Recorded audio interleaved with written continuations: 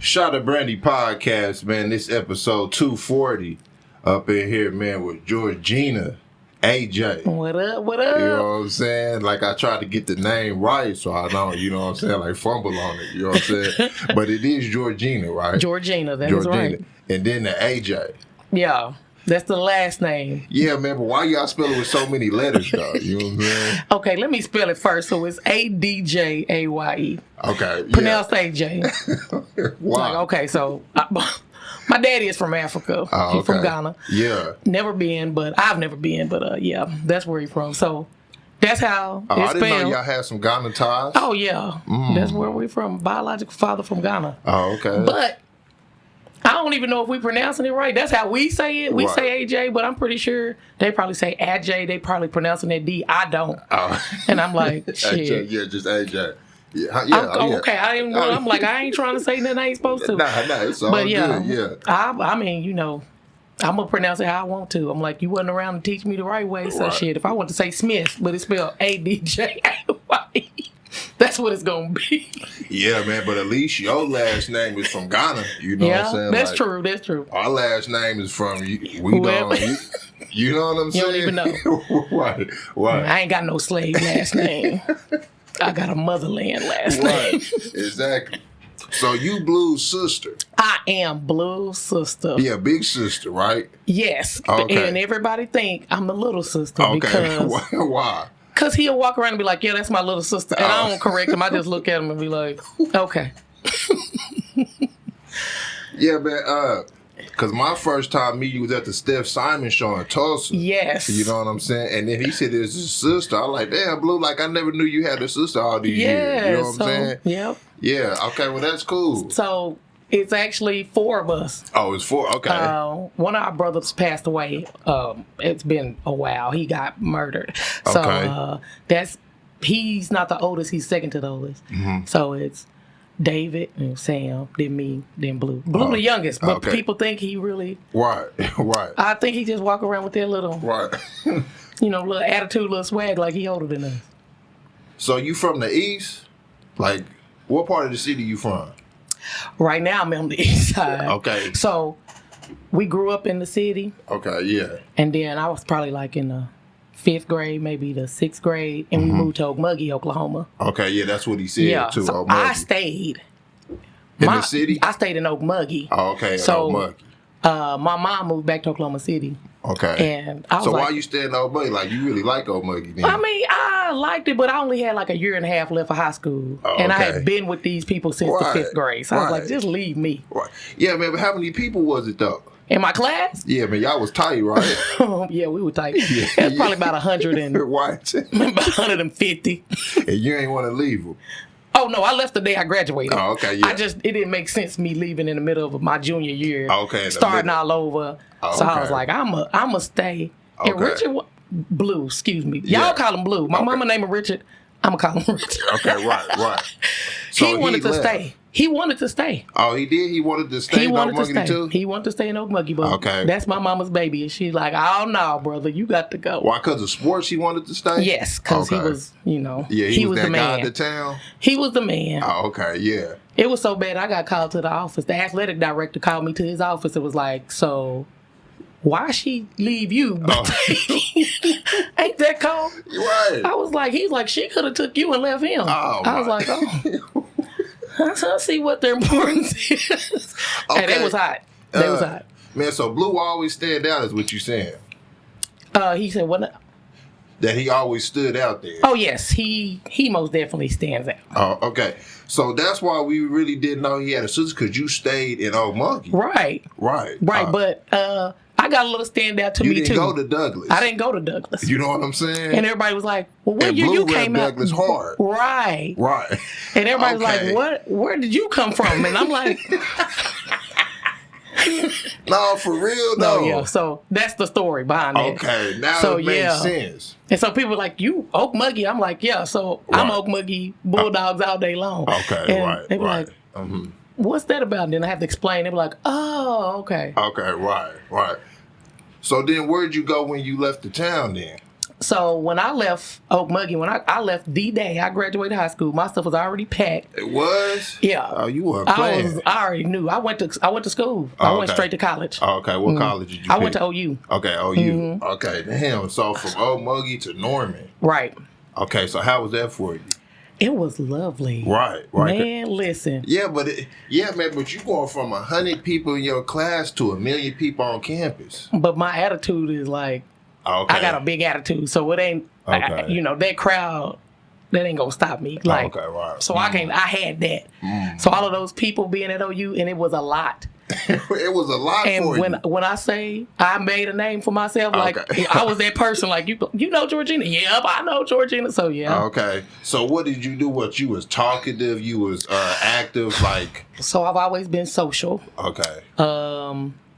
Always school spirited. I might not know what's going on with the sport, but I'm a cheer when it's time to cheer. Like I'm that person. Okay. So what years was you at then? I got to OU in '98. Okay. And then I graduated in 04. Oh, okay. 03. So you was there the championship year. Oh, yes. That was something. Okay, that's a whole nother that's a whole nother deal. How was that season though? You know what I'm saying? Like, how was y'all focused on going to class, basically, is what I'm asking. Well, I mean, when you get to college, it's all self-motivated anyway. Exactly. It's totally different from high school. Right. You got to get up. You got to do stuff on your own. Ain't nobody, your mama ain't there waking you up. You just got to do it on your own. So for going to class and stuff, that's all self-motivated. Mm-hmm. But like, for like the football scene, when I first got there, they wasn't that good. Like, right. I'm talking about, I would watch a game, and we would be up by 100 points with 2 minutes left, and we done lost. And I'm like, what happened? Oh, okay. And so I didn't pay attention to football like that. Okay. And so, like, my freshman year, you have teachers up there that love OU football, and then you got teachers that can't stand it. Oh, damn. And so I had a teacher, she just loved it. Mm-hmm. And so every Monday following a football game, we had to talk about football for about 15 minutes. Mm. And I had some football players in the class. Okay. And so I just got frustrated one day. I was like, why do we talk about them every Monday? They lose. And one of the football players was like, hey, I promise you next year we'll be better. If you buy a ticket and we not better, I'm going to give your money back. I was like, bet. And they was better. Okay, yeah. And then the next year they won the national championship. Okay, right. So it was cool. Right. Damn, man. So that's really the best time to be at OU. Man, yes. And I can't wait till they get back. I feel like it's coming. I mean, y'all always feel like that, though. I know. You know what I'm saying? Yeah. Yeah. You be like, I know. But we gonna get there. So, yeah. So then you graduated, though. You know what I'm saying? Like in what? Like what you graduated? So I have my degree in Sociology and African American Studies. Oh, okay. And then I went back probably maybe about 8 years later, I went back and got my master's. So I got my master's degree in human relations. Okay.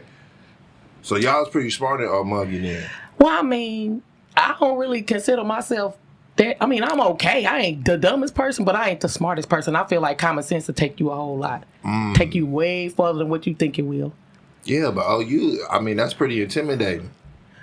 School is school to me. Oh, okay. Because, I mean, I didn't want to go. I got into every major school in Oklahoma. Oh, you did? So I got into OU, I got into OSU, I got into Langston. My reason for not going to Langston was everybody from Okmulgee was going to Langston. And I was like, I done already been in school with y'all since the 5th grade. Okay, right. I'm not going to college with y'all. So it had nothing to do with OU. I didn't even realize OU was such a big deal until I got there. Oh, okay. I wasn't into sport. I didn't keep up with sports and all that stuff. I didn't know. Right. So y'all wanted to go to school then? Yeah. You know what I'm saying? Okay, yeah. Because most towns, they seem like they be unmotivated just because it's a small town, though. You know what I'm saying? But you saying that everybody was planning on going to school. You are right about the small town thing. Like, because education ain't that. You know what I'm saying? And it was like, man. Go get a job. And, right. And that was my attitude, to be honest. Like, so a lot of my friends, I was talking to different schools that came to the high school when I was in high school. But, like, to be honest, I was like, yeah, I'm about to just go get me a job. I'm not going to school. Oh, okay. And I told my mom that she was fine with it. And it was the school counselor. She was like, you too smart for that. Oh, okay. And so I was like, but I hadn't taken my ACT. I hadn't done anything. And this was all my senior year. And so she just pushed me to do it. And I was like, okay. So you took the ACT and did horrible. Oh, you did? Horrible. Yeah, but how'd you sneak into OU? Let me tell you. I'm gonna tell you. Okay, be real. Let me know. So you know what I'm saying? I took the ACT one time. It was free because I was, we wasn't rich, so we was some poor kids. You can qualify for stuff if you dig deep down in there. So I have to pay for my ACT. Why'd you have to pay? I never heard of that. I didn't have to pay. No, you have to pay for the ACT test. Yep, those are not free. No, I don't think I never paid for the ACT. Yeah, they tried to get me. That first one, they was like, it's gonna be free, but if you need to take it again to up your score, I was like, oh, I ain't gonna up my score. Whatever this free test score is, okay, yeah, that's what it is. And so I took it. I made a 15. I was in there. I took 2 sections at one time. I was sleepy. I stayed up late the next. I was just in there C. But my grades at school, they were on point. Yeah, I never really took it serious to even care about the ACT and stuff like that. Yeah. So if your grade point average was good, then you can still go. Mm-hmm. So why they try to make it seem like you had to take the ACT like and score like the 24s or the 26s and shit? I don't know, unless they done changed some stuff. But back in, I'm telling you what I made. Right. Mm-hmm. And I got in with it, but I was also like I said, I was that social person. So at school, I was like class president. I was active in this, active in that. So I was always, yeah. Oh, you? So that helped me. Oh, okay, yeah. Yeah, on your resume. Yeah, that helped me out. So why you take an 8-year break? Oh, because when I graduated college, I was like, fuck school. I'm not going back. Oh, okay, yeah. I was like, I'm not going back. And then for me trying to get certain jobs, I was like, man, let me go do this so I can put myself in a better position. Okay, why'd you want to study the African, just because of your background? No, actually, I took African American studies, so we had a lot of African American studies classes at OU, and I was just taking them because I liked the classes. Okay, and that was cool. They was teaching you. Yeah, we had some good professors. My favorite one, he has passed away, but he was on it, and so he was my first. He was the intro to African American studies teacher. So when I took him, I was like, okay. So I started taking more African American studies classes, and then I was going to get advised for my sociology degree, so she could tell me where I'm at, And she was like, you do realize you're only 4 classes away from having a degree in African American studies. Oh, okay. And I was like, oh, okay. So that's where that came. It wasn't my intention, but I had already done all the work. Okay, yeah. So another counselor is helping you out again. Right. You're right. I never even thought about it like that. So how'd you get 2 degrees, though?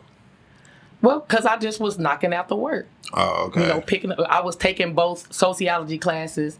And then you have different electives and stuff. I didn't just take strictly sociology classes. Mm-hmm.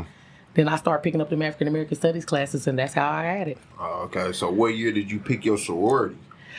I crossed in fall of 01, Sigma Gamma Rho. 01. Mm-hmm. Oh, okay. So that's y'all won in 2000. Oh, okay. So then you crossed the next year. Yeah. Oh, okay. So why did you pick Sigma Gamma Rho? Yeah. So I picked that organization for one, I'm not into what everybody else is into. So you have certain sororities, everybody want to be this and everybody want to be that. Mm-hmm. If everybody going right, I'm going left. Okay. If everybody wearing black, I'm gonna wear white. I'm just that person. Okay. So my sorority is probably one of the smallest sororities it's 4 sororities in the Divine 9. So Sigma Gamma Rho is the smallest one. Mm-hmm. And when I was at OU, there was none. Oh, okay. And so I was like, that's what I'm going to be. I'm going to be a Sigma Gamma Rho. Oh. And so they actually came back while I was there. Oh, and I wasn't the first, but I just kind of paid attention. And I didn't have to alter who I am. Right. Mm-hmm. I am who I am. Mm-hmm. I'm going to be an asset to the sorority. And the sorority will be an asset to me, but I'm Georgina before I'm a Sigma Gamma Rho, so you're going to have to accept me for who I am. Okay. And so they were just more, they suited me best. Okay, right. So y'all still link up? Oh, yeah. I'm actually the campus advisor for the undergrad now. Oh, okay. Yeah, so. No, I'm saying that the people that you cross with and everything, you know what I'm saying? I only crossed with one other person. Oh, for real, you did? Me and her, and I still talk to her. Right. So from then and now, have you built it where it's a full Not just 2 people? Oh no, it varied because like when I was on campus, it was 20 of us at one point, and then we'll drop down and it only be 1, and then I think right now they at 5, so it fluctuates with us, but we gonna get it back.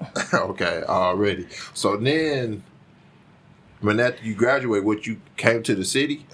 So yes, after I left, when I graduated OU, I came to Oklahoma City. Okay, I wasn't going back to Okmulgee. I was not moving back to Okmulgee. Yeah, finally you come to Oklahoma City, right? Yes, finally. Okay, right. Okay, so what do you think of it? Oh, I love Oklahoma City. Yeah. Everybody's like, oh, you need to move here. I love Houston. Now, I said if I ever moved, I would move to Houston. It's going to be Houston. But I'm fine here. And so, I get told a lot of times, you need to move out of state. And I'm like, why? Yeah. I can do whatever I do here, there. Like, it's going to be different people. That's it. So, yeah. Right. Nah, but back then, you know what I'm saying? Like, it wasn't that sociable. It wasn't. It has came a long ways. Right.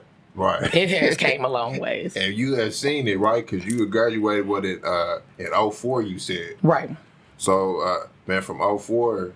Yeah, man, like we didn't even have the Thunder or anything. No, we had nothing. Okay, right. And when we got what team did we get before we got the New Orleans? Yeah, right. I knew after that I was like, oh, we'll have a team because we supported that team. Oh yeah, we supported to the fullest. We supported that team. We was excited, right? We were very excited. Okay, right. And so now we have the Thunder. Okay, yeah. So was you still sociable though?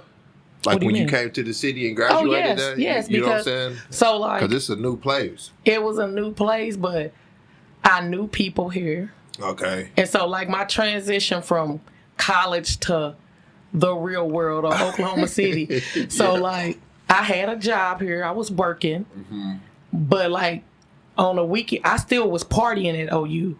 So I was still, bouncing back and forth. In my work life, I'm building friendships and stuff. So now I'm tailoring off the OU stuff because I'm not in college no more. Right. So I'm tailoring off that. Now I'm hanging out. Alone? Oh, I left it alone, but it just, I had to gradually, because this is what I do. Had to wing off, I had to wing off. Yeah. So then I started hanging out with my coworkers. And then eventually I was like, I'm not going, I'm too old. I got my own stuff.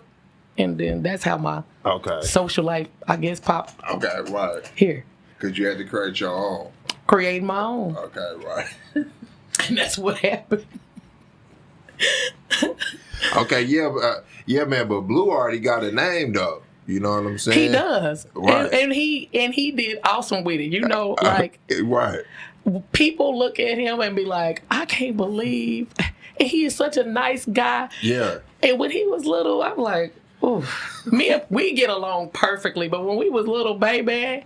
I used to beat his ass. I just be beating Richard up for the right. But he grew up to be a nice guy, and he did build a name for himself. And I think with his athletic abilities, then he just a social person. Yeah. He cool. So was you going to the Douglas games? I was. Oh, okay, yeah. So like, you seen the like the hype and stuff like that. Yeah. And so like even when Richard was in school. And I believe he was getting, he ended up at Langston because that's who was recruiting him.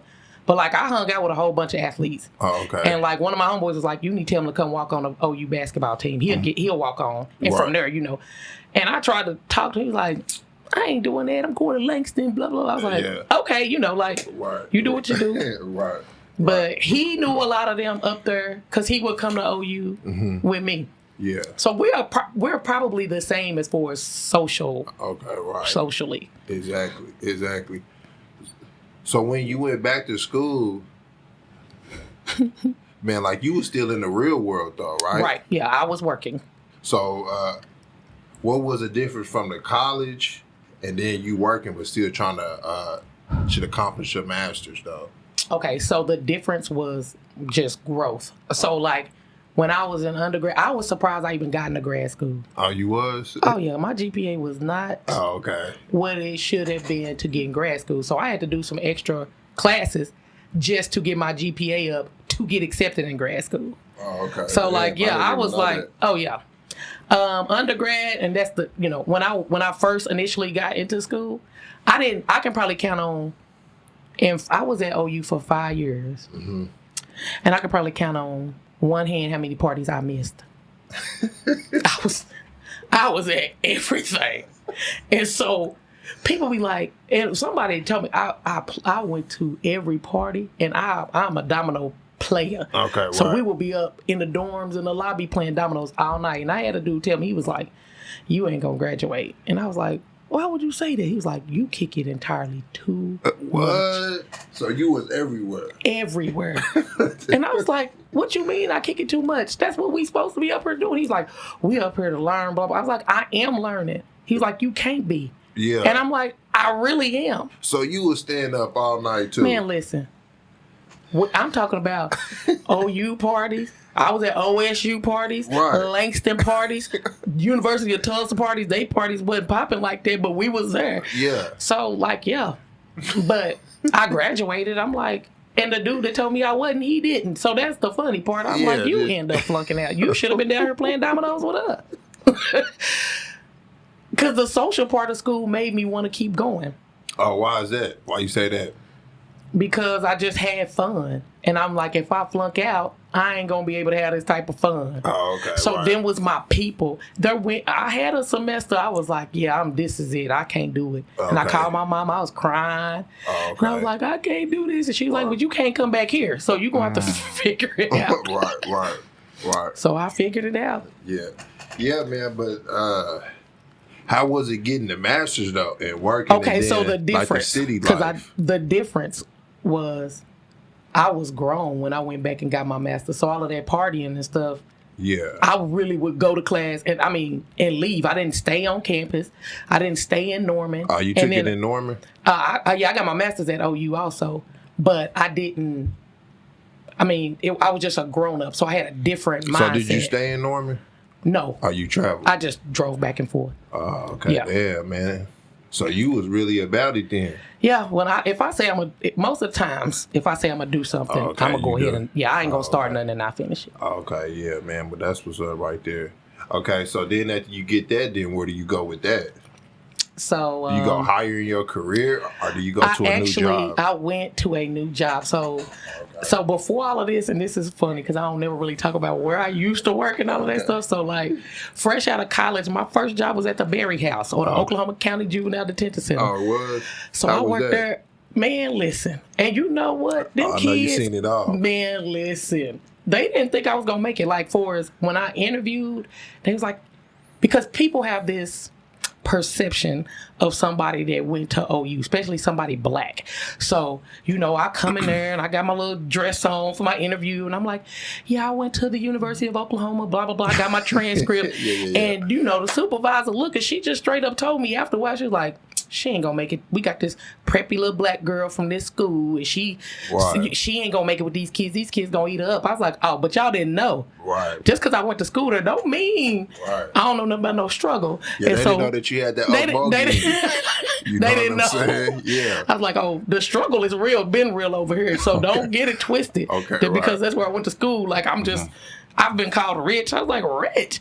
Yeah. Baby, you just don't know. Nah, man, but all that do come with going to OU. It do. And so like that procession of a higher class, basically. It is. And I'm like, look, I had to let them know. Oh, okay. I did that job for 2 years. Okay. And from there, I became a juvenile probation parole officer for the state. Mm. And so I did that for 9.5. Test me. Like at the Berry House. Or like a test, or what do you mean test me? Tell me what you mean. Because if the lady thought that, then I know the kids thought that too. Okay, so I never told kids where I went to school. Unless somebody asked me, I never told them nothing. They didn't even know my first name. They just knew AJ, Miss AJ, Miss AJ. So when I'm in public and I hear somebody say, hey, Miss AJ, I know exactly where I know them from. Oh, okay. Yeah.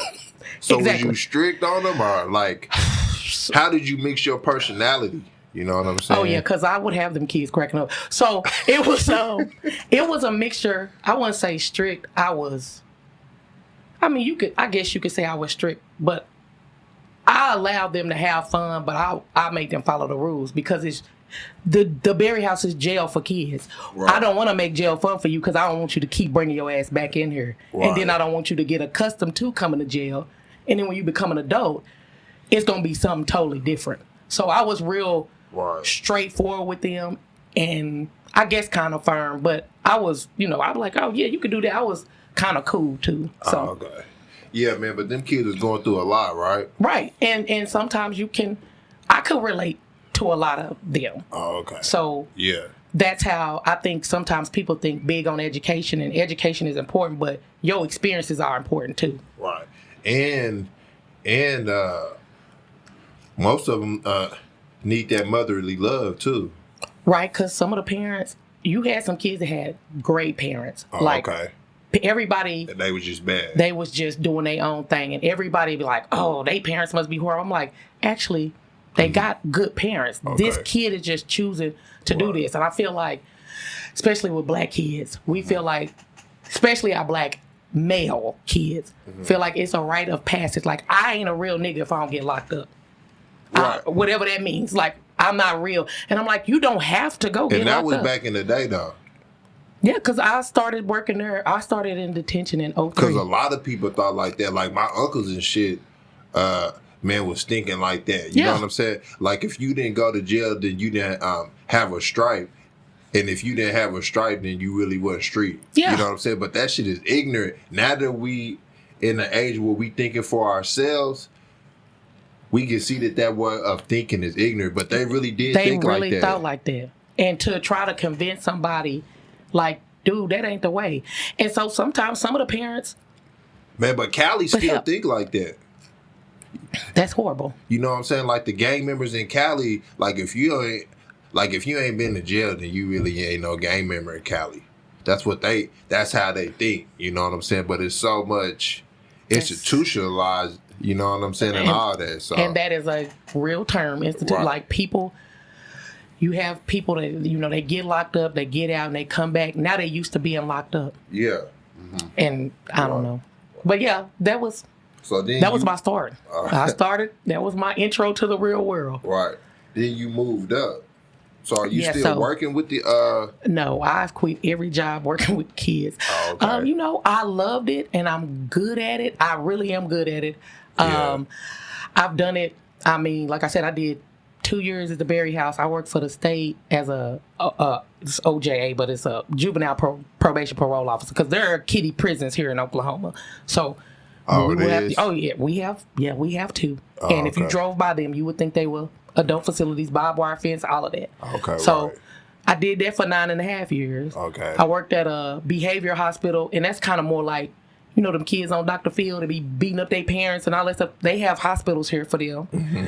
I did that for 15 years. Oh, you did? Yeah. I was only part-time because I'm always working 2 jobs. I ain't never not had just one job. Okay. I don't know why, but I feel like if I get fired from one, I got in my back pocket. Right. But yeah. So you've seen a lot of trauma.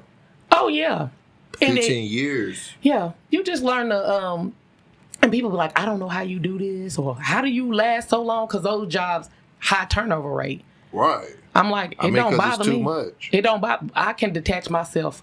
Like when I get off of work, I'm off work. Oh, okay. Yeah. So I done mastered that. Like, oh, I'm done. Yeah, man. But most people can't do that because like most people care. You know what I'm saying? I do care. Not to say that you don't care, but they don't know how to detach it because it's so sad and trauma. You know what I'm saying? It's like, damn, man, like this kid really didn't have an opportunity to be great. Right. And you take that, and if you keep taking that kind of stuff home, it's going to bother your personal life.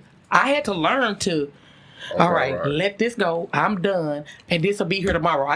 When I clock in tomorrow, then I can start thinking about. Okay, right. So I had to learn to detach myself. But it was a very rewarding job, It didn't pay no money. That's why I had to. Okay. Had to move on. I'm like, I can't do this. Okay. But I learned a lot. A lot of people learned about me. I still keep in touch with some kids. Mm-hmm. Funny story, I had one, and this is when I was doing a probation parole. Me and this kid, that's like my homie. I was like, man, if you was old enough, we would be cool. Like, you would be the homie. Not no relationship stuff, but you would be the homie. And they sent him to the penitentiary. They changed his court date because they knew I was going to back him. They knew I was. Mm-hmm. They changed his court date, had court. I didn't know about the change. He didn't know about the change. Right. They sent him to the penitentiary. So he go to the penitentiary. And so my stepdad is from Okmulgee. And that's who I claim is my real dad. He's deceased. But I was like, yeah, my daddy, we from Okmulgee. He goes to the penitentiary and he calls me. The kid calls me in the pen and he like, man, I met your daddy. Because my daddy was locked up too. Oh, for real? So the kid and my daddy was locked up. He said, man, that explains so much about how you act and why you do certain things and how you know how to talk to us. I was like, oh, yeah, nigga, I could have been in there with you. But I got a criminogenic mind. I just don't want to go to jail. Okay. So I'm like, I don't want to go to jail. Right. I got locked up in a cell, cleaning the cell when I worked in detention. I think I was in there for about 2 minutes, and I was like, oh, yeah. You got claustrophobic. I'm good. I ain't going to do nothing. Right. I ain't going to do nothing. But, yeah, you know. So that explained a lot to that kid. But he was like, man, it makes sense now. Yeah. So why 2 jobs always? Man, I don't know. When I was like that, even in college. I worked. We had a Baskin Robbins on campus. I worked at Newcastle Casino. I've always worked. When I was working at detention, I was still working at the casino. Mm-hmm. When I left the detention center, I went to the hospital. Then I was working at OJA in the hospital. Mm-hmm. Now I got multiple jobs now. I don't know. Yeah, man. But now it's a necessity. Almost. Yeah. Now it's like damn. Like you don't got 2 jobs. You know what I'm saying? Right. To survive, man. Yeah. But you was doing it when the economy was, you know what I'm saying, like still cool. But you know what? I'm single. I'm by myself. Mm-hmm. I'm happy to be single. I want to be single. I don't have no kids, but I like to shop. I like to spend money. I like to gamble. I like to travel. So for me to maintain my lifestyle, I gotta go get it. Right. I can't wait on nobody else to do it. Okay, so when did ICE come about there? Man, when did I start working at ICE? This is 2023, so I think I started working at ICE in like 2017, maybe 16, 17, and I started out just running the cash register in the kitchen. Oh, okay. Oh, for real? Mm-hmm. So did you have your bartending stuff? I didn't. And so like, I don't know when I got my bartending license. I want to say I was probably back there in that kitchen for like a year and a half, 2 years. Yeah, I was just running. I only worked on Saturdays. Oh, okay. I was like, I only need like 1 day. Yeah. So at that time, I was working 3 because I had ICE, the hospital, and OJ. Okay. And so I was like, I'll just work on Saturdays. Mm-hmm. And then a couple of years went by. I was like, man, I'm going to get these liquor licenses. They was like, yeah, because Trappy Hour is kind of, we need some more people back here. So then you've seen the growth of ICE? Yes. Yeah, you know what I'm saying? Like, if you started in 2017, it was just basically just a fish spot.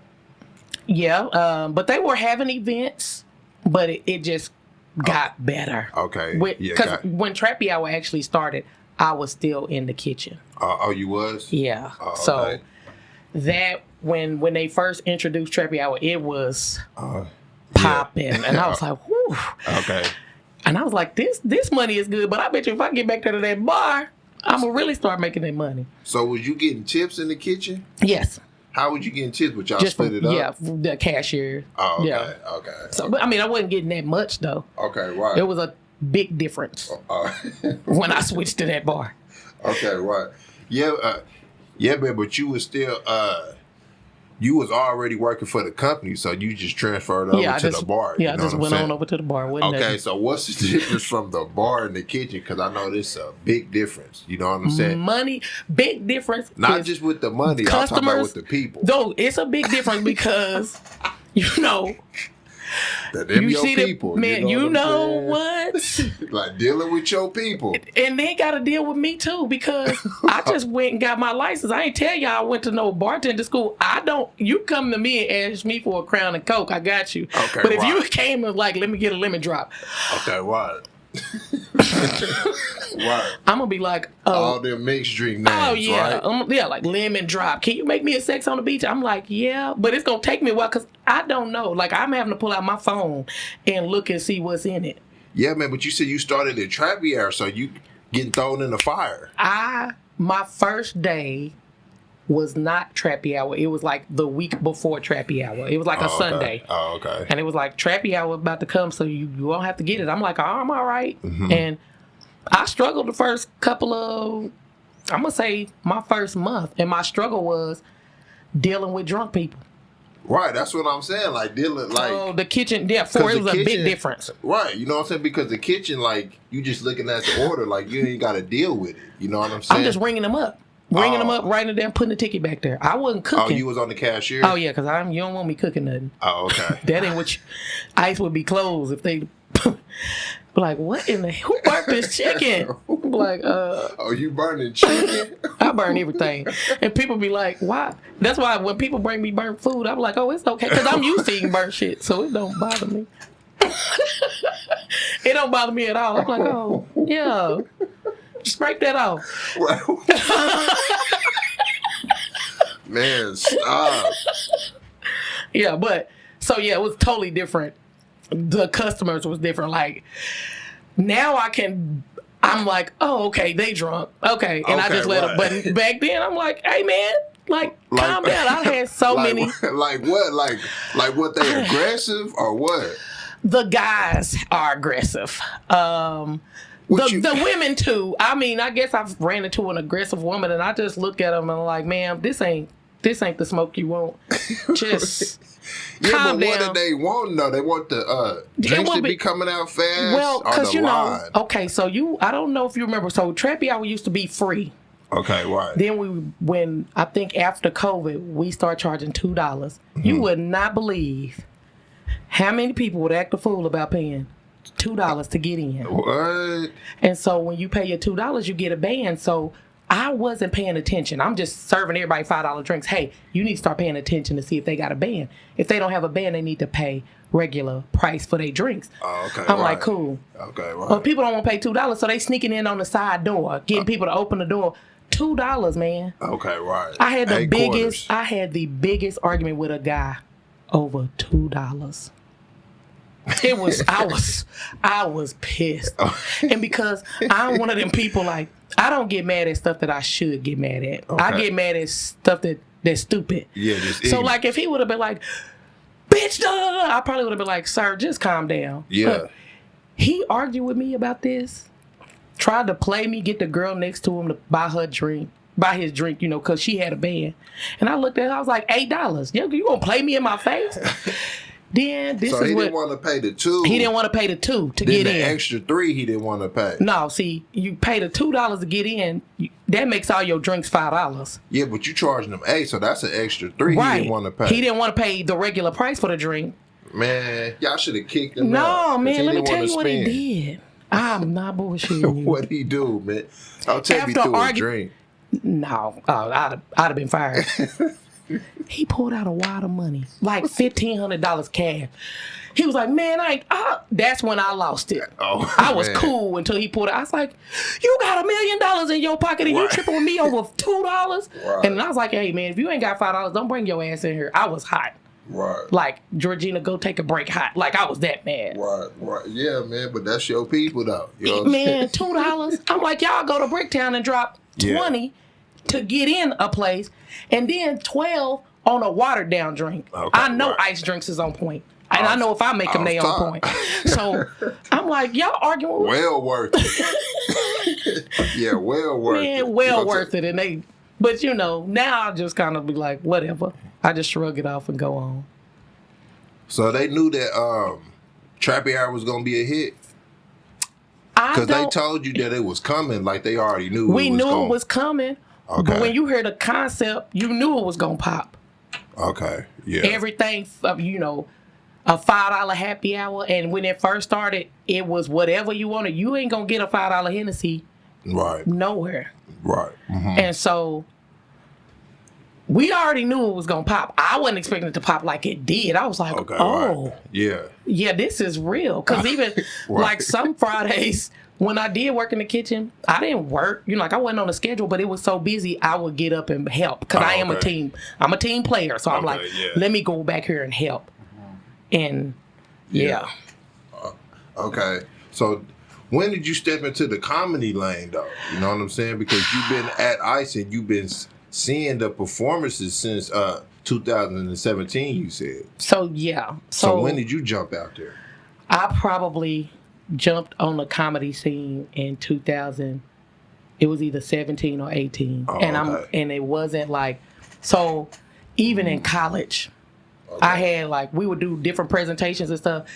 And I had a dude, one of the football players, he was like, man, have you ever thought about going on Comic View? And I'm like, no. Oh, Comic View. That's tell you how old I am. I'm pretty old. No, I'm 43 though. But it, like, no, but he thought that he seen it. He was like, you ain't never thought about Comic View or nothing. I was like, no. Mm-hmm. He was like, do you not realize you funny? And I'm like, no. He was like, we're just having a conversation. And I'm like, dude, this girl don't even. She not trying to be funny. She just talking. Right. And I was like, oh, okay. And so like, I watched a lot of Def Comedy Jam as a kid. Mm-hmm. I watched a lot of Comic View, but more Def Comedy Jam than anything. So doing that, I was just like, man, one day, and Shaquille O'Neal, I don't know if y'all remember, he used to have a comedy special. Oh, yeah. And I used to always say, one day I'm going to be on the Shaquille O'Neal. I'm going to be on one of them specials. Mm-hmm. But I never pursued comedy. Mm-hmm. And like, they started doing these open mic nights at ICE. Okay. And one of my homeboys was like, you really need to come do it. He had been telling me that for months. And I'm like, I don't have no jokes. He was like, just get up there and talk. Just talk about work. Talk about whatever. And I'm like, okay. And so I went. And I didn't sign up. I just went. Okay. And this dude, and, you know, open mic, you could do whatever. Poetry, sing, whatever. And this dude got up and sung. And when I say he sounded horrible. It was terrible. Yeah, but he sung. It was terrible. Wow. And I was like, this ain't karaoke. You know, karaoke, you supposed to sound terrible. And I'm thinking at an open mic, you going to give it your best. But I guess that was his best. And he sounded horrible. And I was like, you know what? If he can get up here and sing, okay, right, I could go sign my name on this list. And I signed up. And it was like 7 people. So you was nervous, like, what, is this the first time in your life that you've been nervous like this, man? Because it seemed like...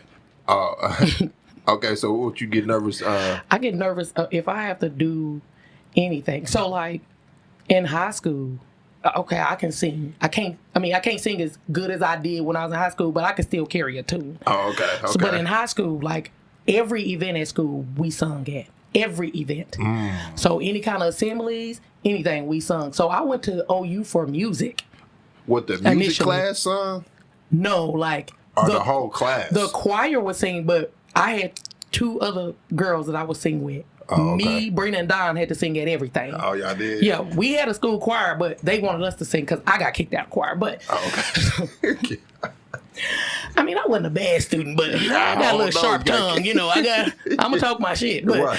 So I got kicked out, and I didn't go back. So. I was always nervous. I would get nervous singing. I was like, I don't want to hold the microphone because it's going to be shaking. Okay. So let me just hold my hand behind my back and sing. And so I'm always nervous. Even now, comedy shows, I'm always nervous. And I was nervous when I got on that stage, but all I could think about is that man that got up there and sung. Wow. And he sung that song. And he sung the whole song. I was like, you gonna hear yourself? You ain't gonna stop. But he kept on. He kept on going, so I was like, all right. Open mic, man, he doing this thing. He did it. And so I said, you know what? I'm going to just get up here. And I got up there, and I think Mako, you know Mako. Okay. He was the host. He was like, man, where you been? Oh, damn. And I was just like, well, I just been at the house, you know. Right, and so after that, I started going, and they would give, my main stage is ICE in Oklahoma City. Mm-hmm. That's, I performed at the Bricktown Comedy Club. Oh, okay. You have? And I've done that twice. Yeah. But my main spot is ICE. Okay, that's where you're most comfortable? Yeah. Not that I'm most comfortable. That's just where that's just where I am. I don't mind going to other places. I've done some shows at the Paramount Room when it was open because I don't think it's open. And the spot in Midwest City, I think it's called Castle Road or Castle. Okay, yeah. Something about a castle. But I performed there. But like most of my performance here in the city is at ICE. And so after that, they started doing comedy shows and they were like, we'll let y'all get 5 minutes. So I started doing my little 5 minutes. And every time wasn't a hit. Yeah. And so, because it's hard to make people laugh. And it's really hard to make black people laugh. Of course. Yeah. Because we come to the comedy show in like OKC, too. Say something funny. We don't come already like, all right. Right. No, we come. Oh, yeah, man. Yeah. What you gonna say funny? Right. And so. Right. Yeah, every time wasn't funny. They really don't want to give you the laugh, but it's just so funny that they gotta give it to you. Yeah, and you have to come like that. So all the time don't be funny. You just gotta. Mm-hmm. I feel like when I have those bad nights, if I don't quit, that means I'm good. You know what I'm saying? Like, yeah. Because I should have, like, if I had that attitude, I'd have stopped a long time ago. Well, I heard Mark praise you on a couple of his lives, though. You know what I'm saying? Like, he really like your work. He does, and he knows comedy, and he really, between him, my brother, and Mako, they give me my props. And I'm like, I'm very humble, I should say. You know, I'm a very humble person, so I'm like, oh, thank you. Like, I'm not going to be like, And I think I need more of that. Yeah, I am funny. You know, I need that little attitude, but that ain't my personality. But I want everybody to be funny. Like, where some people are like, I want to come up here and blow this stage up. I want to be the funniest thing. And my attitude is, I want everybody to be the funniest thing. Like, I want all of us to be funny. Right. But I do know I got to, you know, just like, fuck it. Okay, yeah, I'm funny. But I am funny. I can acknowledge that I am. Okay, yeah, man. Yeah, man, like, you got to acknowledge your greatness. You know what I'm saying? I do. I just need to do it more. Okay, right. Yeah, but then y'all bring the comedians there and you open up. So what do they think? So, like, I have gotten good feedback from, like, I've, like, for real, like, girl, when you gonna come here? When you gonna come here? Okay, right. One comedian, she's really big in Chicago. You know, she told me all her, you know, like, the day she hosts open mic, she's like, if you ever come to Chicago and I'm doing a show, you most definitely gonna get that time. So, like, when I see him, I get it. It's just me putting myself out there more than, because, like, all of these social media things, I don't be doing all this. I need somebody to do it for me. I would probably be way more successful if somebody do it for me, because I'm like, I gotta go to work, because I still work. Okay, right. Yeah, man. But the comedy game has switched to skits and stuff for the youth and stuff. That's true. So it's not really, well, people go to like the stand-ups, man, to have a good time, to go on a date and stuff like that. But far as the youth, like, the youth is not going to no stand-ups. You know what I'm saying? Because they looking at the skits, and that's how they judge they comedians. If they can make them laugh, man, on the skits now. You know what I'm saying? You right. And and what's crazy is we done had some people that do, like, voiceovers and skits and stuff, and they come to ICE, and I'm like, I thought you was gonna be funny. But it's easy to record something and then, let me erase that, let me go back and let me say it like this and let me go back. When you doing stand up, how it come out, that's how it is. Exactly. Especially if you just, it's two different lanes, though. It is two different lanes. You know what I'm saying? Because you really damn near, like, freestyling, because if a joke don't work for you that you wrote down or memorized, then you got to go with something. You know what I'm saying? You better make it work. And sometimes it don't work, and you just like, well, I won't say that one no more. I mean, I've had that. Right. Like, I can't say that no more. Yeah, but you didn't let it discourage you, though. No, I kept it pushing. I kept it pushing. Like I said, I have had nights where we use the term bomb. I'm like, I did horrible. Oh, okay, yeah. And I'm just like, oh, okay, well, I got up there. That's my attitude. Because a person will sit there and talk noise, but what can you do? Okay, and so that's my attitude. Like, I don't really talk noise about sports people like that, because I know I can't get out there and do that. I don't talk noise. I don't really talk noise about, you know, certain stuff, like, if I know I cannot do it. Okay. But I'm like, you ain't gonna get up there and do it. It's hard, because it's like, hard as hell. Everybody cheering for you, then to just get quiet, because now it's like, okay, it's on you. In 5 minutes, when I first started, 5 minutes was eternity. I'm like, I got 5 minutes. That's a long time. Okay, right. And then my first time somebody asked me to headline, I was like, okay, well, how much time? He was like, 30. I was like, 30 minutes? Wow. I was like, I don't. He was like, you can do it. Okay. And I did So 45. You did 45. How you do 45? I don't know. He was like me. Did you pull something out the crowd? No, I don't rag on people. Oh, you don't rag on people. I pointed out the crowd because, like, I might make a joke about him. I did because there was a lot of people standing up. And I was like, I bet you motherfuckers buy y'all tickets early next time. Like, y'all got to stand up. Okay. So, like, it was probably like 250 people in this room. Oh, damn. And so... He was flashing me, but I was just on a roll. Okay, and I did good. I did very well. Okay, and he was just like, man, you said you couldn't do 30 minutes. You know, he clowned me about that. Right. So I was just like, oh, okay. So you pulled something out of you that you didn't even know you had in you that night? No, because to hear 30 minutes, somebody tell me, I just told you, when I first started, 5 minutes was like eternity. So when somebody... and the first show, so this guy, his name is Lenny Van Horn. He is a comic. He had an all women's lineup. He's like, I want to do an all women's lineup. Mm-hmm. So it was 4 of us. I was the only black girl on there. Mm-hmm. And so the first time he did it, I'm like, I got to represent. Oh, okay. Period. I got to go represent. I don't know who's going to be in the crowd. Oh, it was white comedians? Yeah. Oh, okay. So, yeah.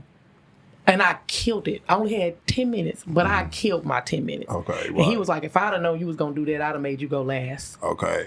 Damn. And so then he called me back. It was a mixed crowd, though. It was majority white crowd, but it was. So you couldn't do your black jokes then? Oh, I do. Oh, okay. I don't, you know, the only thing that I try to... Now I'm kind of like to the point where I know what kind of crowd I'm gonna get. Like I do a lot of shows in Tulsa.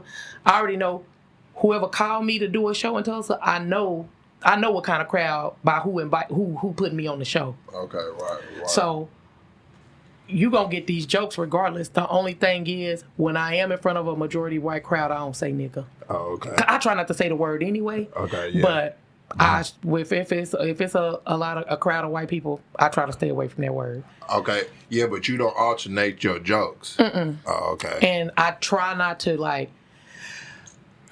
So I'm already nervous, right? Okay, yeah.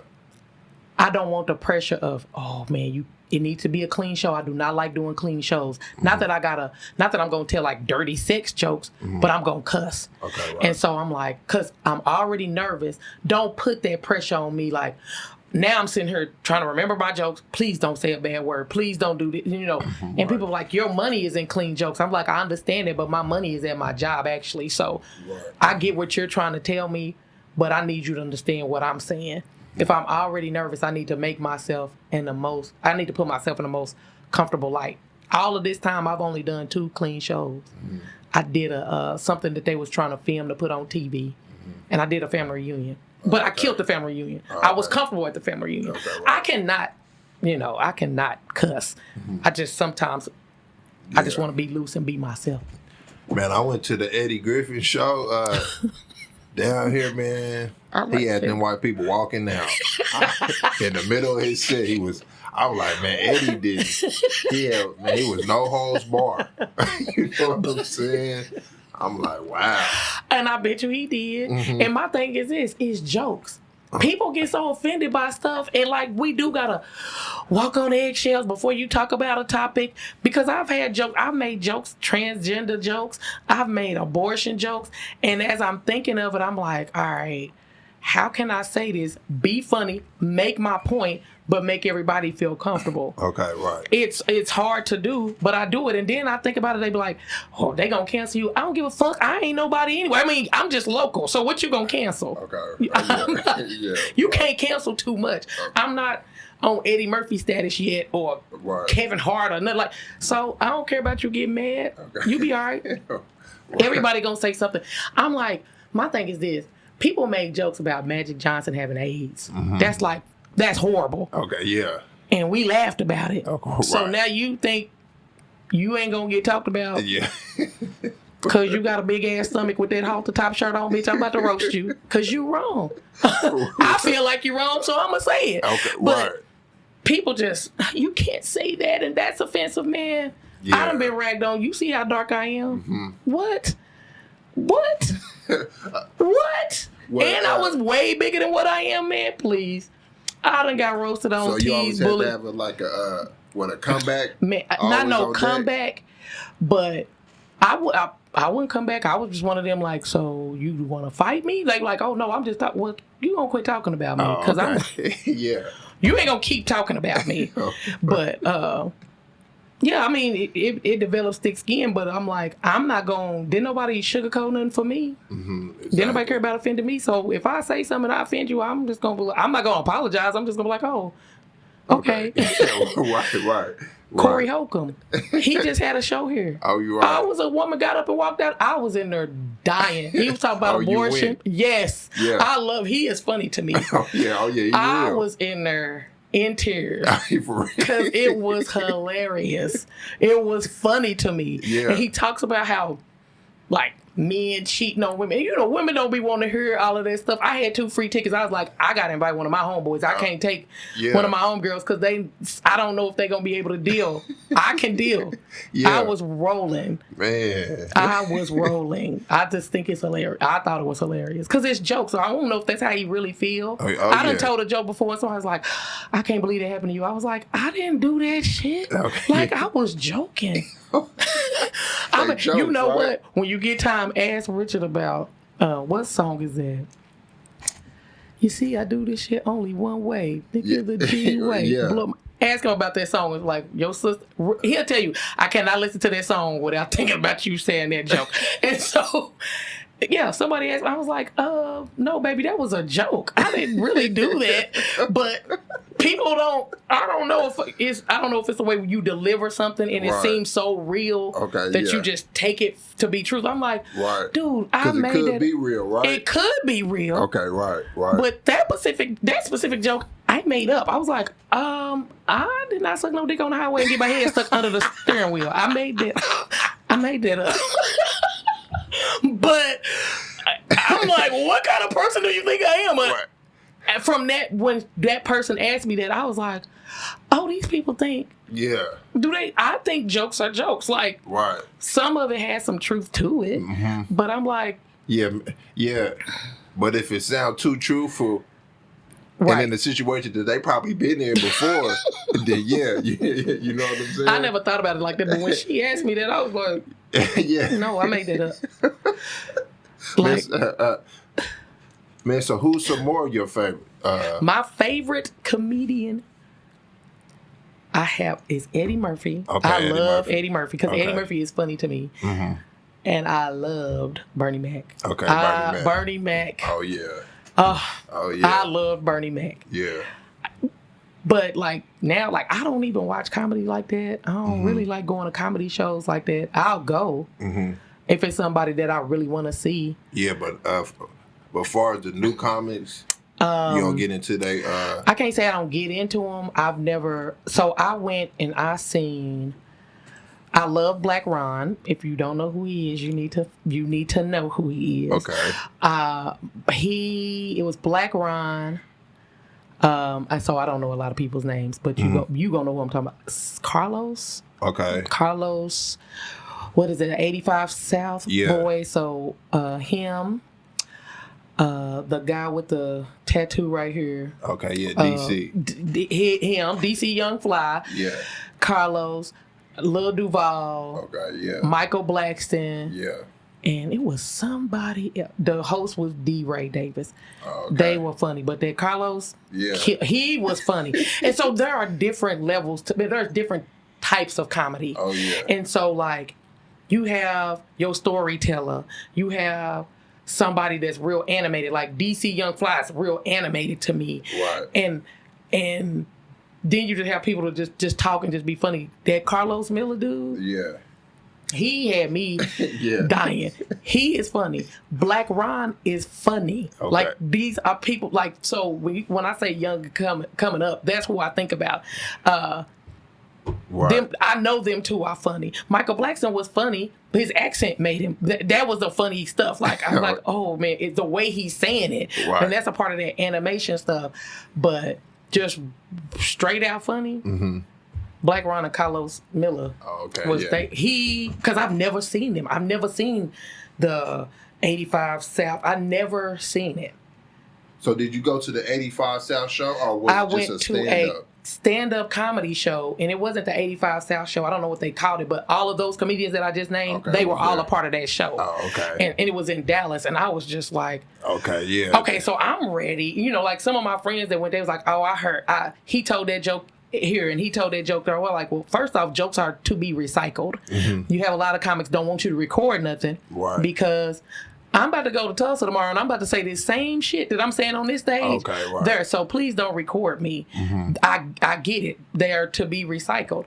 And so I was like, well, no, I've never seen any of these people except Black Ron. I know what he can do. I don't know nothing about the rest of these dudes. So let me suck it in. So I was like, oh, he was funny. He stood out to me. Oh, okay. Yeah. But like some of the female comics, I don't really know them like that, and it could be just because I don't be paying attention to shows, and I don't really watch a lot of shows on Netflix. Some of them I have watched, and I'm just like, I just turned it off. Yeah, I was like, it didn't do it wasn't getting me. Wow. And so is Monique funny? Monique is funny to me. I haven't seen any of her recent stuff, but like back in the day, she was funny to me. Okay, right. Yeah, because I like Monique. You know what I'm saying? Like when they was trying to cheat her out them deals. Like the people was trying to front like she wasn't funny. It was like, nah, she funny. People you know will do that when you don't. When they feel like they gotta go against you, then they have something bad to say about you. It's almost like when a girl and a dude break up, and she's like, his dick was little anyway. Like it wasn't little when you was fucking him. It was only became little when he pissed you off. So that's just how people. That's how people operate. And I'm like, no, she was funny to me. Right. I mean. Like I said, I haven't seen anything recent. I know she's had something came out, but I just haven't watched it. But yeah, I thought she was funny. I feel like women in comedy, we got it rough because it's like one of them expectations. Like I had a dude tell me, he's like, when they introduced you, I was like, she ain't gonna be funny. Oh, okay, damn. That's the attitude of it. Like, it's a woman. We're gonna let her go first because she's a woman. I'm like, oh, okay. I just shrug my shoulders and be like, okay. Right. All when I know they think like that, or I know something has been said, I don't get mad. I don't get angry. I just be like, okay, let me show you. Okay. I can show you better than I can tell you, because I don't have to explain myself to you. I'm gonna just let me do my thing, and then I'll let you judge me after the fact. Right. And then when you get the good reviews, then they like, okay, yeah, she the real deal. Yeah. Yeah. It was a comedian out of Tulsa named Vale. Mm-hmm. He passed away, I think in 2020. But he really put me on a lot of stages, like out of state. Oh, okay. And so and he is probably the reason why I know other comedians here, because I didn't know any Tulsa comics. Okay. I did a show in Okmulgee that he put on, and he was like, do you travel? That was his only question. He's like, do you travel? Yeah. I said, yeah, I can travel. He's like, because it ain't a lot of money in this, but I need to know, can you travel? Right. And I was like, yeah, I got a job. I can travel. Mm-hmm. He was like, I got you. Okay. And from there, he was putting me on stuff, man. And he is one of the reasons why I got that attitude of, when somebody don't give you what you think you deserve, show them. Because he was trying to put me on this show in Bartlesville, and that was probably my largest crowd I ever performed in front of. So it was probably like 350, 400 people. Okay, and he was trying to put me on the ticket, like put me on the flyer, and the dude was like, I already got the comics lined up. He's like, man, listen to me. You want me to help you with the show? And he was hosting. He's like, just put her on the ticket. And he wouldn't do it, and he kind of pulled me to the side. He was like, man, give them a show. He said, because I need him to see that I know what I'm talking about. Right. And when I did that show, that's probably one of the best feelings after a show I had. Okay, I had people coming up to me like, can I get your autograph? Right. Can we take a picture? Right. Because I know, and I'm like, wait, like, hold on. Right. Yeah. Yeah. But that's when you got to have your merch. Right. And so, like, you know what I'm saying? Like, your brother got the company and everything, so I don't know why you ain't got your own merch. Do you know how many times they're like, man, these jokes that you say, you can make shirts out of the jokes that you that's say. What I'm saying, because that's what they do, right? Like, they hit the stage and then they say, come buy the merch at the booth. You know what I'm saying? Yeah. Like, I've seen a lot of comedies do that. They do. Yeah. I'm getting there. Okay. I'm just getting there slow. I got one of my homeboys, he working on he working on some shirts for me. He actually made I got a joke about a school that I'm gonna open up. Now, I mean, it's a joke, but it's called motherfucking high school, and it's for the school. It's the kids that always getting kicked out of regular school. They gonna come to motherfucking high school, and we gonna get them together. But I got a shirt, and it just say MFHS, and it almost looked like a prison, but it's a school. But yeah, so like I got jokes, I got snack jokes, I got little jokes, and people were like, man, you could get a shirt to say this. So he actually, my homie John, he actually he got me laced up. He made me a jacket. He keeps me keep me fresh to death, and he's very creative with it. So my thing is like I can come with the ideas, but I ain't got no execution. So and that's okay. I don't got a problem saying it. Everybody, I'm like, oh, you should do this, but I don't know how to do it, but I think it'll be good. So he gonna come through for me. Man, so when your next show? In about 10 minutes. I'm just joking. The show started at 7. It's actually a comedy show tonight at ICE. I'm not familiar with the comic. His name is Sidney Castillo or something like Castillo. I think he been on like Wildin' Out, and he had an HBO special. And I really wasn't planning to do the show today, but they do a show at ICE called Black Ron and Friends, and so the comedian Black Ron, he brings different people down here, and so like. He made a video early and they posted. He was like, "Yeah, my girl Georgina." I was like, "Oh, I didn't know. I didn't know I was on it." And so I tried to prepare. Like I'm not one of those comics that can just get on stage and start talking. I want to get there one day. I have to have my stuff planned out. So I had to just hurry up. So you organized? Yeah, I try to be. Okay, right. I try to be. I don't want to just get up there and like start talking. Then I just be talking about anything and get way off subject or something. Right, but you said that some jokes, you know what I'm saying, don't get the response that you want. So do you be having some like in the tuck that you know that it's gonna get a response? Right, I do. And so like if I have a joke that I know that ain't gonna hit or didn't hit, sometimes I can take that joke and just add to it. Or exaggerate it. Because I've taken situations, because a lot of my jokes come from conversation. Like me just sitting down talking to my mama, or me sitting down talking to my friends, or my brother, or whatever. And I'll be like, and we'll start laughing about something, and I'll be like, let me write that down, because I can make a joke out of that. I've taken little stories that somebody has told me, and I've turned it into a whole production, just this one little story, but I done made this whole situation out of it. And that's talent right there, though. Man, I'm very good at it almost sounds like I'm about to say I'm good at lying, but I can make up some stuff. Like even in college, make it sound good. College, man, we had to do these interviews for a class. I will never forget this. We had to find somebody to interview, and you had to write everything y'all talked about. I made all of that shit up. I didn't interview a soul. I just sit there and start writing. And we got to class. We turned it in. Come back to class, and my interview is on the big screen, on the projector. And she's like, "This is a perfect type of interview." That I was sitting there like, you did made it all. Had a whole conversation with myself. What do you think about this? I think this is. I mean, right. Okay. So tonight, you got. Do I got it together? Yeah. Do you got it together?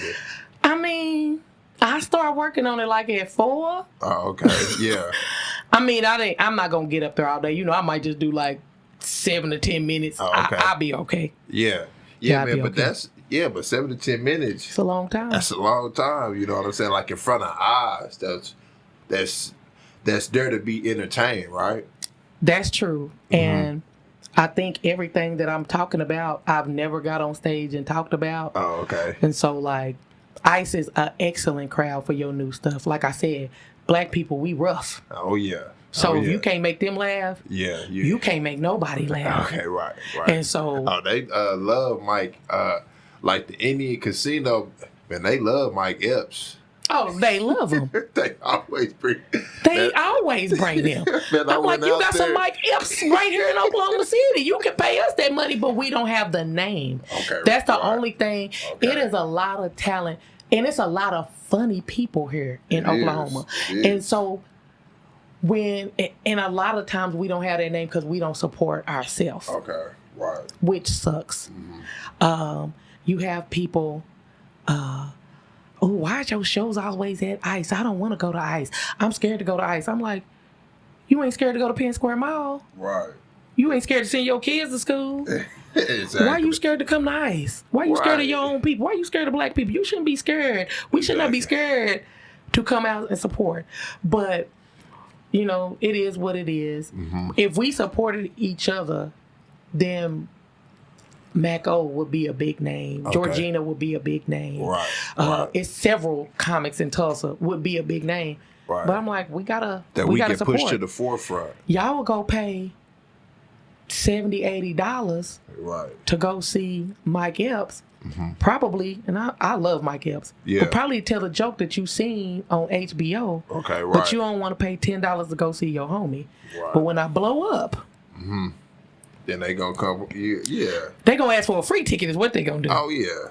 Oh yeah. Ain't no more free tickets. That's what I'm gonna say. Ain't no more. It ain't no more free tickets. Yeah, man. They can't even contact shit by that point. You know what I'm saying? Ain't no more free tickets. Yeah. But yeah. So yeah. Okay. Nah. Okay. So yeah. But I really don't think that you really need the comic. So that's why you treat it like a hobby, right? So I've been told that. If you was hungry, like I need this show, like I need this next pay, then yeah, man, you'll be everywhere. You know what I'm saying, man? But, right, because that's how I would be making my living. Okay, and so somebody asked me that before. They was like, why don't you just quit work and pursue comedy? And I was like, hey, man, like living in the car and ain't got nowhere to stay. I done that shit before when I was a kid, you know, struggling with my mama. That was one thing that I said I would never do. When I get older, I'm always have a roof over my house. My big ass don't need to be sleeping in no car. I need to be in a bed somewhere. I'm like, I understand that was the story of Tiffany Haddish and all them. Yeah. That ain't Georgina's story. I think Steve Harvey became famous and he was still working for GM, if I'm not mistaken. Yeah. So I feel like I could still be working and something happened for me. Yeah. I believe that. Well, but I do understand what you say. Hey, I'll take their help. Yeah. That's something I got to get comfortable with too. Oh, okay. Yeah. They have a comedy, they had a comedy festival in Tulsa called the Blue Whale Comedy Festival. And this comic out of Tulsa named Sandra Slade, she sent me the information. She was like, I think you need to do this. Mm-hmm. And I was like, okay. So I registered or whatever. I had to submit a tape. They gave me 5 minutes. Now, back when I started, 5 minutes was an eternity. Now that I'm kind of getting my feet wet, what I'm going to say in 5 minutes? It's going to go so fast. How I'm going to make somebody laugh in 5 minutes? I'm not doing that. I'm not doing it. And then I was like, I talked to her. She was like, you just gonna have to give them quick jab jokes. And I was like, all right. And I did it. And I went. And there was nobody black in the crowd except the 3 other comedians. Okay, yeah. And so I was like, oh, okay. So you have that thought like, how are my black jokes gonna go over? Right. But I kind of knew what kind of crowd I was coming to. So I was ready for them. Okay. And I have a lot of jokes. It ain't, you know, it can go either whatever the crowd look like. It'll be fine. But I didn't realize how uncomfortable I was. Oh, okay. And this just happened 2 weeks ago. Oh, okay. This is fresh. Okay. And you know, when I walked off the stage, they were laughing. People was high-fiving me. I did good. But I was like, man, I need to tap into this side a little bit more. Okay. Because I want to be, if whatever happens, you know, if I blow up, I want to be versatile. Yeah. If I blow up in the comedy game, that'll be fine. If I don't, if I just stay local, I'm still fine. But I want to be able to cater to everybody. Right. And so me and Sandra was having a conversation. I was like, man, I kind of felt it was kind of weird, like, because I'm not used to performing in front of a fully white crowd. Okay, yeah. And she is a black comedian, and she said, and I'm the opposite of you. Mm-hmm. Wow. She don't feel comfortable in front of a lot of black crowd, a black crowd. Okay. And I told her, I was like, me and you gonna talk about that, because clearly it's something. Mm-hmm. Right. But we're gonna have that conversation. Yeah, man, you just gotta tap into what they got going on, man, in the news, and just find some jokes to make of it. You know what I'm saying? Right. And I'm not big on current events. I don't watch the news. Oh, okay. I couldn't tell you what the weather. Somebody got to call and tell me we about to have a tornado. That's how off I am. I'm like, man, I got enough stuff to stress me out. I do not need. Well, I don't know how you would say that that Alabama brawl like in front of them. I don't know how you'll bring that out. You can do it. You can do it. Oh, I know you can do it. You come out with your chest out. Anybody here from Alabama? We proud. You know, you can do it. You can most definitely make a joke. In front of the all-white crowd? In front of an all-white crowd. In front of an all-white crowd.